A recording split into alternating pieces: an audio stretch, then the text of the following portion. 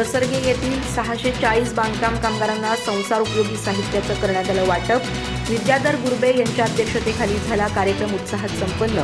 बसरगे गावच्या पंचवार्षिक यात्रेसाठी 10 लाख रुपये मंजूर. हलकर्णी जिल्हा परिषद मतदारसंघातील नोंदणीकृत बांधकाम कामगार लाभार्थ्यांना संसार उपयोगी साहित्य वाटपाचा कार्यक्रम उत्साहात पार पडला.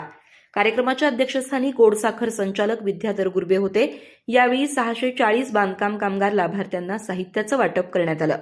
स्वागत सरपंच भारती रायमाने यांनी केलं, तर कार्यक्रमाचं सूत्रसंचालन काँग्रेस संघटक सुनील भुईंबर यांनी केलं. कार्यक्रमात प्रमुख पाहुणे म्हणून चंदगड विधानसभा मतदारसंघातील काँग्रेस संघटक गोपाळराव पाटील उपस्थित होते. यावेळी बोलताना विद्याधर गुरबे म्हणाले, बसरगे गावातील पंचवार्षिक श्री महालक्ष्मी देवीची यात्रा फेब्रुवारी 2025 मध्ये संपन्न होणार आहे.